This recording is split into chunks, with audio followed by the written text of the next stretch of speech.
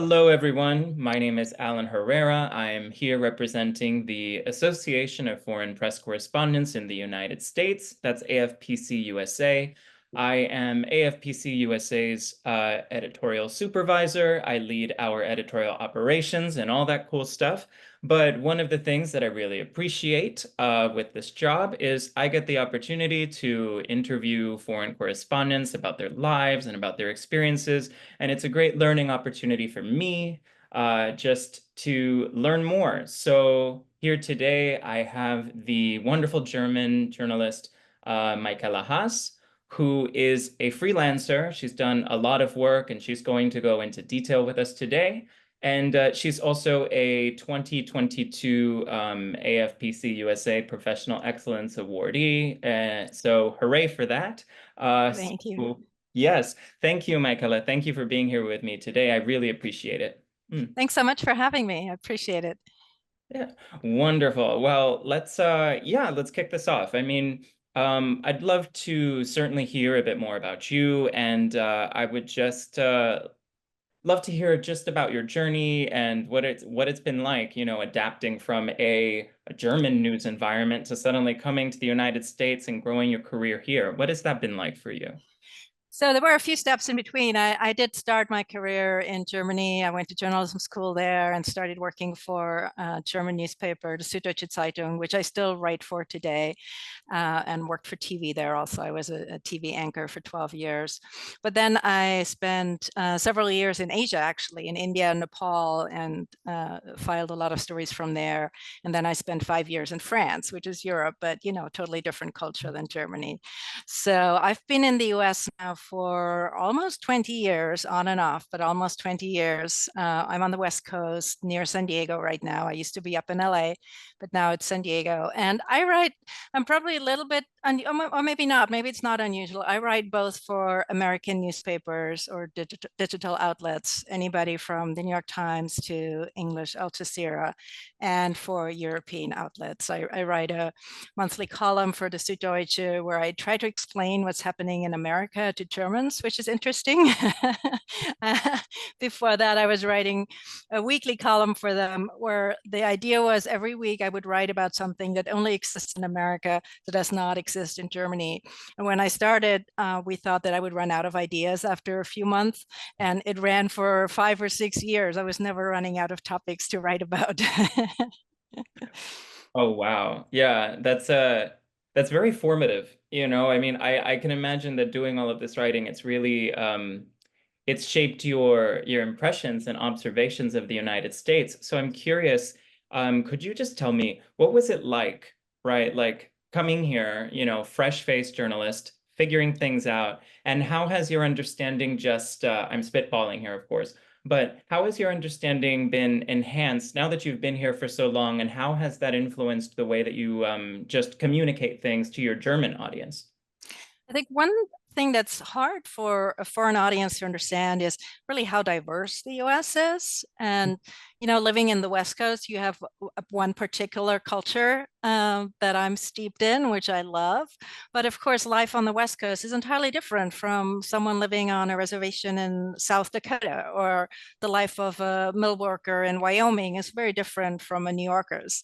And so one of my joys really is I love road trips and I love driving across the US. I love just the vastness of the landscape. I love the national parks and the areas like the Rockies where you just have this vast space. But I also just love looking at and learning from the people who live there and how different each country is. And I think everybody thinks they know the US because they watch American movies and listen to American pop culture. But when you live here, the joy for me is to discover areas that are just so different. And that's, I don't think I'll ever get bored of that. I don't think I will ever say I know the United States, because there are just so many areas that I can't wait to explore. Hmm. It's interesting that you say that, particularly this whole thing about road trips, right? So as a New Yorker, as a native New Yorker, and this is going to shock people who don't know New York, but I've never been behind the wheel of a car in my life, Lucky you. yeah, it's just not a thing I think about. So, when you grow up someplace where you just have an easy way, to get around, that's just like not on my radar. However, I have been a passenger in cars that have been, on some very long road trips. And what I really appreciate about what you're saying right now is that it's true, right? Like the highway system in the US is so vast. It's so intricate. It's remarkably, it's so planned out, so well planned out. And when you go through it, just last year, for instance, I was in how many? I believe I passed through 26 states just on a long road trip. And it reminded me, as somebody born and raised here and who has been, to many places in this country, that this is not a homogenous country at all. It differs immensely from countries like Germany or even India and Nepal, not that there aren't, cultural differences and intricacies within, but it's very it's the kind of experience that really redefines, your worldview. So what was it like then? You growing up in Germany, when did you realize, oh, I want to be a writer or I want to be a journalist of some kind? I want to go out there and see the world. We need that curiosity as journalists, right? So like, can you tell me a bit more about that? Yeah, that was a pretty early decision. I grew up in a very small village near Munich. We had like 250 inhabitants and like more cows than people. So A I world knew apart from here. A world apart. Yeah. one church, no traffic lights, one pub. So ever since I could read, I wanted to go to all these places I read about. So that started really early, even, before I became a teenager. And so I started working for the local pages of the Süddeutsche Zeitung at 16 years old. And I want to give credit to the chief editor there, because I just walked in as a 16-year-old. I'm like, I want to become a journalist. And he's like, well, Helga Müller is coming to read next week. Why don't you go and write about it? And then we'll see. And of course, he sent a real journalist there as well, because it was an important visit. But he liked what I wrote. And then after that, I started once a week, I started writing about cultural events and then also about politics for the Süddeutsche. And it's still, I mean, here we are more than 30 years later, I'm still writing for them and I still love them. So they've been my journalistic home ever since. Oh, I think that that's fantastic. Well, one, it's like you walked in off the street basically and said, I want to do this, and he took you on Yeah, then. Just took you yeah. on. You see? Well, he must have noticed something, he must have noticed something about you, right? I think it's amazing that he did. But honestly, when I came to the US and I started writing for American media, I found the same openness here. I didn't, when I began my career in Germany, I didn't have any connections in the news industry. My parents do something completely different.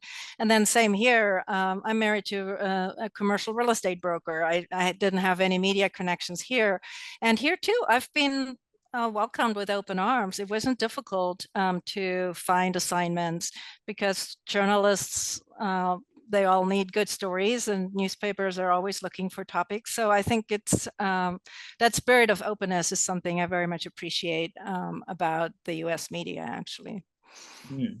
That's a very good point. I mean, one of the things I can certainly say, right, as a native-born American, that I feel that Americans are very warm, but it's so nice to hear that from people born outside the United States. Many journalists, such as yourself, they come to me and in interviews like this or just in general, and we've met or collaborated, they say, "Oh, it's very easy to talk to Americans and just get them to tell me stuff." So could you just tell me perhaps about an interesting story that that you picked up just through conversation? Any time that you spoke to somebody and they just tuned you into something really fabulous that you felt, oh, okay, I need to write about this? Oh yeah, it happens all the time. I mean, what I do specifically is I'm a solutions reporter. So Mm. I write about solutions to pressing problems. I mainly work for the U.S. media. I mainly write for Rotary International Magazine and for Reasons to Be Cheerful in New York, David Byrne's platform. So I'm always looking for people who are innovative and who are working on solutions rather than, as journalists, we usually more like to write about problems, right? So it happens all the time. Like just not far from here, near San Diego, there is the largest and oldest collection of living animal cells, the largest frozen zoo in the world. And that's one of my favorite stories I ever did, because I got to go there and I got to look into these giant cryo tanks. And what I hadn't realized before I went there was that this isn't something that will happen in the future, but they're already bringing species back from extinction and rescuing species that are at the brink of extinction with the help of their frozen cell lines that are stored just like a few miles from here. So that was one of the stories that I just stumbled upon, and surprisingly it hadn't been written about a lot, though it's, you know, the oldest and biggest collection of cell lines that will continue to play a huge role in preserving biodiversity. So that's one of my favorite stories I discovered here. That is fascinating, and you must send that to me as soon as Yeah, we finish here. But you see, that's the beauty. That's the beauty of just connecting with people. And I think that we as journalists, right, we genuinely believe in, you know, in the power of communication, of expression, you know, of just speaking with people. So did you always find, for instance, as a child, that you genuinely enjoyed speaking with people and getting to hear what they had to say, or was there a gradual evolution, even when you walked in, you know, to that office and you said, I want to be a journalist? I'm actually an introvert. I'm a hermit. So for me, especially when I worked as a TV anchor, it always it wasn't natural for me to go out on the stage and, you know, say, "Yay, here's Alanis Morissette. Give it up for her." It's just not my nature. But I will say what I always appreciated from early on about journalism is there's pretty much any topic I'm interested in, I can pick up the phone and I can call the person who knows most about this topic. And 99% of the time, this person will speak to me because I'm a reporter working for a good outlet. So this quality of being able to fulfill not only my own curiosity, but then also communicate that to a lot of people, I think that's amazing. You know, I've spoken to presidents, I've spoken to politicians, but I've also spoken to so many not just professors but researchers, just so many fascinating, interesting people. I can't think of any other profession that would allow me to do that. That's a very good point, because I'd always heard in regard to journalism, oh, everybody has a story to tell. And I do think that that's true, but many people aren't aware that they have a story to tell. Everybody thinks, oh, I'm not very interesting, you know, like what could I possibly have to say? What could I possibly have to offer? And in my experience, that's just not true. You know, it's just, Absolutely. So yeah. I'm not good at small talk. I'm not good at parties, but give me a topic, especially one that I'm really interested in, and I will, you know, will never stop talking. I love doing interviews, and I love exploring topics that I like, the frozen zoo that I knew very little about, and then, you know, I got to spend several days there and explore their work, and it was absolutely fascinating. So is science reporting one of your favorite things to do? Science reporting, yeah, I do write a lot about science, especially health, mental health, also the environment, climate change. But as a freelancer, I've written about really everything. When I first moved to the US, I was in LA, so I did a lot of celebrity reporting, which is not really my thing, but it was fun too. I mean, it was interesting to get a little bit of insight into that world as well. It is again, yeah, that is a world apart from what we've been describing. And it must be interesting because I mean I have met I've met my own, you know, my own share of famous people just over the course of this career. And people have this idea that like, oh, they're a celebrity, they're automatically extroverted, right? And it's like, no, no, no, no, they're not. I mean, I feel like we're all faking it until we make it, essentially, right? It can be very difficult as an introvert in an extrovert's world, right? To feel like you're doing enough, I suppose, right? Would you say? Absolutely. Yeah, I Yeah. think it's really difficult for some people. I used to, when I moved to LA, I lived in Malibu where a lot of the famous people live. And I actually felt sorry for them because they can't go on the beach or they can't do normal things without, the paparazzi hounding them. So I don't envy them at all. No, that is it's being a public figure to an extent where yeah, you lose all, you lose all privacy. And it's interesting because I mean in regard to journalism, right? We know we have this idea of like, yes, journalists are public figures, but it's a different degree. Typically, we journalists, we don't have people hounding us, when we go down the street. It's you have to reach a certain echelon, I feel, to get to that level. But I think that at its heart, it's not that there aren't journalists who aren't seeking out, some degree of fame or some degree of recognition, but so many of the stories that are interesting that people want to hear are right here on the ground. And I would just like to know, I mean, I guess what I'm trying to say here is that like we're average people, right? At the end of the day, we're average people, and we need to remember that we're communicating with average people, with people just like us. And do you feel that journalists just lose sight of that on occasion Oh when yeah, I think people? we very much live in our own bubble. Absolutely, sure. I think being outside of Washington, when I write about politics, I do have a little bit of a different vision because I'm on the other coast. But yeah, certainly, and I think that's actually why I love solutions journalism, because I think it's much more focused on what people care about and what's really going on in their community and how solutions can work for them and what makes a difference in their lives, rather than abstract topics like, we're just before the election. Like I don't enjoy the horse race reporting, and I'm lucky that I don't have to participate in it. So I feel it makes much more sense, for me anyways, to write about topics people really care about. Well, what has been your biggest challenge then, Michaela, in just working in the US and just I'd say carving your path forward in your career?